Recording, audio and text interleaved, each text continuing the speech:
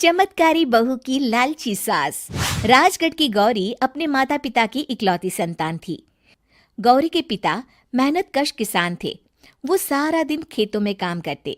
गौरी अपनी माँ का किचन में हाथ बटाती। वो जंगल से लकड़ियाँ बीनती और माँ के चूल्हे में मदद करती।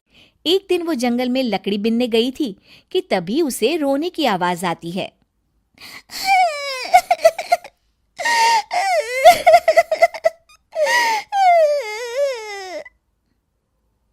अरे, यहाँ कौन रो रहा है?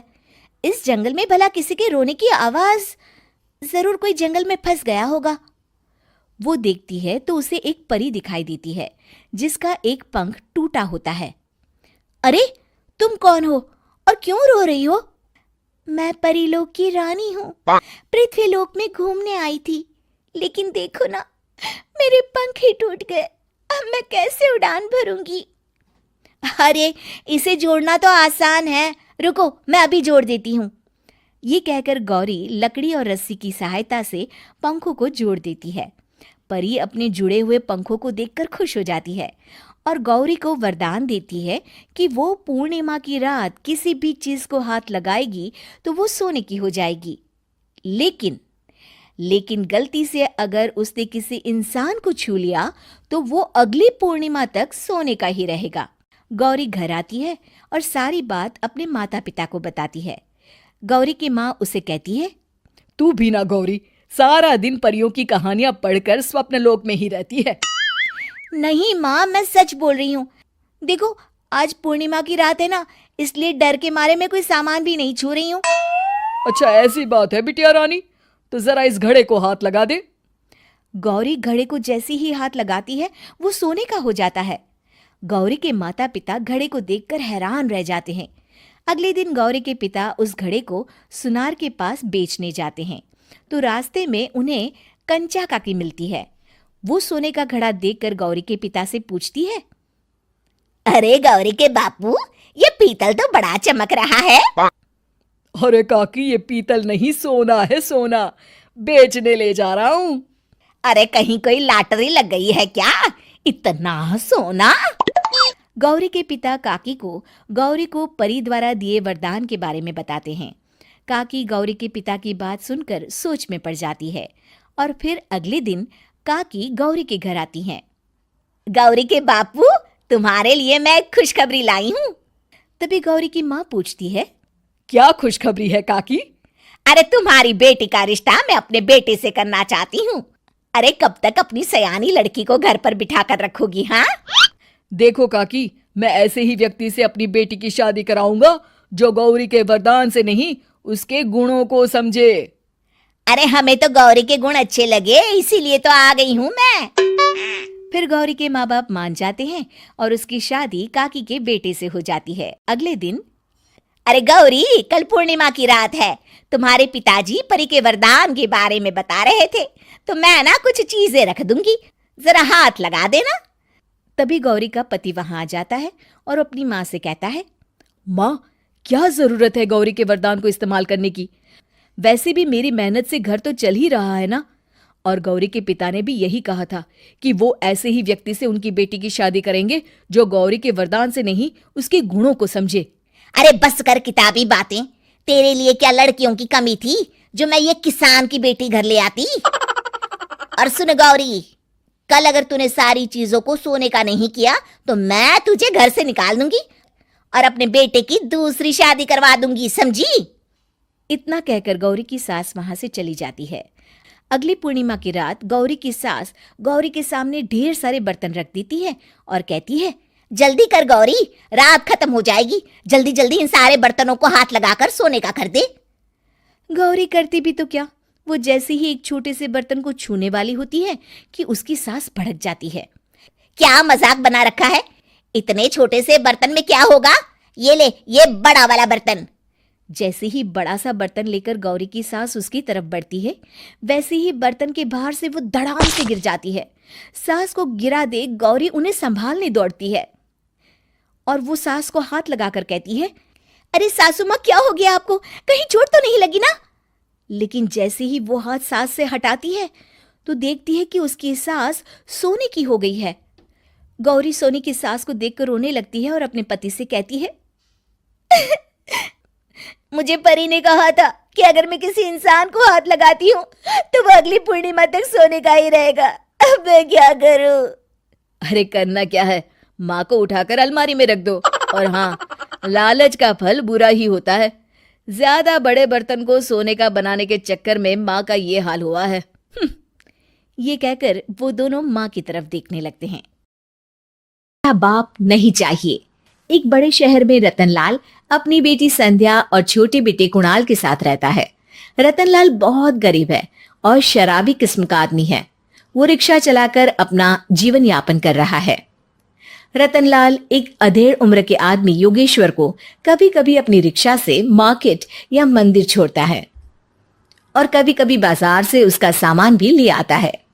एक दिन रतनलाल योगेश्वर से कहता है, साहब, आपके पास गाड़ी है, फिर भी आप कभी कभी रिक्शा से क्यों जाते हो? इन शहर की गलियों को आराम से देखना मुझे बहुत पसंद है। ठीक है साहब, मैं चलता हूँ, कल फिर आऊंगा। अरे रतनलाल, रुको तो। मैंने सुना है कि तुम अपनी बेटी को कुछ पैसों के बदले किसी को दे रहे हो। अभी किसी को बेचे नहीं तो क्या करे साहब। एक छोटा बेटा है, उसको पढ़ाना भी है, उसकी देखभाल भी करनी है, और अगर मैं बेटी को घर में रखूंगा तो उसकी शादी कैसे करूंगा साहब। तुमको कितने पैसे मिल रहे हैं? अब 50,000 साहब। देखो, मैं तुमको पूरे 20 लाख रुपए देता हूँ। तुम अपनी बेटी संध्या को मुझे दे दो। हैं? अब 20 लाख? धन्यवाद साहब, धन्यवाद। मैं कल ही उसे आपके पास छोड़ जाऊंगा साहब। अगले दिन रतनलाल संध्या को हमेशा के लिए योगेश्वर के यहाँ छोड़ आता है और बदले में 20 लाख रुपए लेकर घर आ जाता है। रतनलाल जिंदगी में पहली बार इतने पैसे पाकर बौखला गया। उसने एक अच्छा घर लिया। कुणाल, अब हमें कोई चिंता नहीं है, तू अब अच्छे से पढ़, खूब मन लगाकर पढ़ाई करना। पापा, मुझे पढ़ाई करना अच्छा नहीं लगता। अरे तूने अगर ज्यादा बकवास की ना तो बहुत मारूंगा। कल से तू अच्छे स्कूल में जाएगा तो जाएगा, हाँ बस। कुणाल का एडमिशन एक अच्छे स्कूल में हो जाता है, लेकिन आए दिन स्कूल से शिकायत आती ही रहती है। 10 साल बाद एक दिन प्रिंसिपल मैडम रतनलाल को स्कूल में बुलाती है। रतनलाल, आपका बेटा कुणाल बहुत आवारा हो गया है और ये बिल्कुल भी पढ़ाई नहीं करता है, बल्कि उसका दिमाग गलत कामों में जा रहा है। अब मैं उससे बात करूंगा मैडम। ठीक है, आज ये आखिरी मौका है, अगली बार तो मैं उसे स्कूल से ही बाहर निकाल दूंगी। रतनलाल घर आ जाता है और कुणाल से कहता है, कुणाल बेटा, मैं तुम्हारे ऊपर इतना पैसा लगा रहा हूं, फिर भी तुम स्कूल में सही से क्यों नहीं पढ़ते हो? आप तो रहने ही दीजिए, मैं सब जानता हूं कि ये पैसा कहां से आया है। और वैसे भी अब ये पैसा मेरा है, मेरा जो भी मन होगा मैं करूंगा। आज के बाद मैं कभी स्कूल नहीं जाने वाला। रतनलाल को अपनी बेटी की याद आती है और वो रोने लगता है। 5 साल बाद कुणाल एक दिन एक लड़की को शादी करके घर ले आता है। पिताजी, ये मेरी पत्नी है स्वीटी। तुमने शादी कर ली? हाँ, शादी कर ली मैंने, दिखाई नहीं दे रहा? और अब से आप फिर से कमाना शुरू कर दो, बहुत बैठ कर खा लिया। कुणाल, तुम इस बुड्ढे को घर में क्यों रख रहे हो? देखो ना, ये शराब पीता है, इसे घर से बाहर निकाल फेंको। अरे स्वीटी, ये मेरे पापा है, कैसे बाहर निकाल दूं? और वैसे भी घर में कोई तो चाहिए ना काम करने वाला, नौकर समझ कर रख लो। इस बुड्ढी को तो घर से बाहर निकाल कर ही रहूंगी मैं कब तक इसके लिए खाना बनाऊंगी? स्वीटी एक दिन घर के बाहर पार्क में अपनी दोस्तों के साथ बैठी होती है। तभी वो रतनलाल को बुलाती है। पिताजी, मेरे कमरे में मैं अपना फोन छोड़ आई हूँ, जरा ला कर तो देना। हाँ हाँ जरूर, अभी लेकर आता हूँ। रतनलाल फोन लेकर आ जाता है। कुछ समय बाद स्वीटी के फ्रेंड्स भी चले जाते हैं। स्वीटी अंदर आकर शोर मचाती है। चोर चोर! कहाँ है चोर? मुझे तो यहाँ कुछ नहीं दिख रहा। अरे ये अलमारी खुली पड़ी है, जरूर किसी चोर ने ही खोली होगी। अरे कौन आया था यहाँ? यहाँ तो पिताजी आए थे बस। अरे बहू, मैं चोर नहीं हूँ। मुझे तो आप पर अब बिल्कुल भी विश्वास नहीं है पिताजी, क्योंकि जब आप पैसे के लिए दीदी को बेच सकते हो तो आप चोरी भी तो कर ही सकते हो। अरे लेकिन वो सब तो मैंने तेरे भले के लिए किया था ना। मैं तो कहती हूँ कि हमें इनकी कमरे की तलाशी लेनी चाहिए। तुम बिल्कुल सही कह रही हो, चलो। स्वीटी और कुणाल दोनों रतनलाल के कमरे की तलाशी लेते हैं और उन्हें वहां स्वीटी की ज्वेलरी और पैसे मिल जाते हैं। मैं तो पहले ही जानता था कि चोर आप ही हो। निकल जाओ मेरे घर से और दोबारा अपनी शक्ल मत दिखाना। रतनलाल आंखों में आंसू लिए घर से निकल जाता है। स्वीटी मन ही मन सोचती है, आज तो मेरी प्लानिंग सफल हो गई। जैसा मैं चाहती थी ऐसा ही किया और बड़ी आसानी से उस बुड्ढी को चोरी का इल्जाम लगाकर घर से भगा दिया। रतनलाल की हालत अब ज्यादा खराब हो गई और वो सड़क पर बैठकर भीख मांगकर खाने लगा। एक दिन वहां एक गाड़ी आकर रुकी और सड़क पर बैठे सभी भिखारियों को अपने सेंटर ले गई। एनजीओ की मालिक संध्या एक एक करके सभी को सुविधा मुहैया कराती है। तभी उसकी नजर रतनलाल पर पड़ती है। पिताजी, संध्या तू? पिताजी आपकी ये हालत कैसे हुई? ये सब मेरे बुरे कर्मों की सजा है जो मुझे मिल रही है। मुझे माफ कर दे बेटी।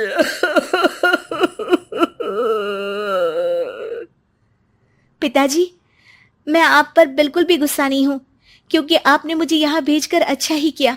मेरी जिंदगी बदल गई। लेकिन ये सब हुआ कैसे बेटा? आप ये नए कपड़े पहनो, तब तक मैं योगेश्वर अंकल को बुला कर लाती हूँ। योगेश्वर अंकल? हाँ अंकल। योगेश्वर जी ने तुझसे शादी नहीं की थी?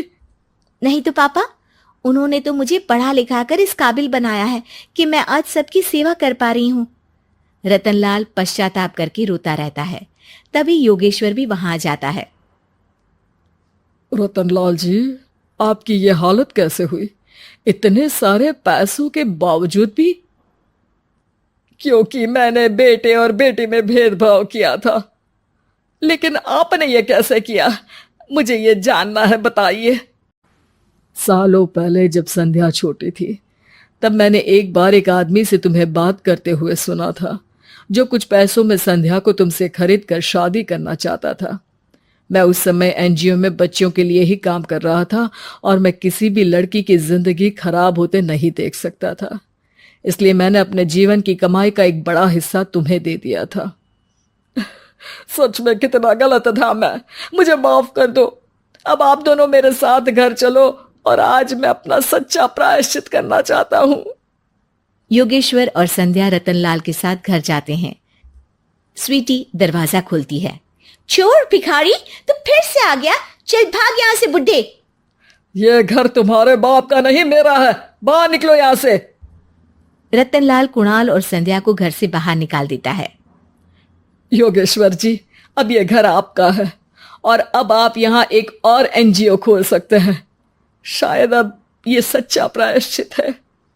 संध्या अपने पिता के गले लग जाती है।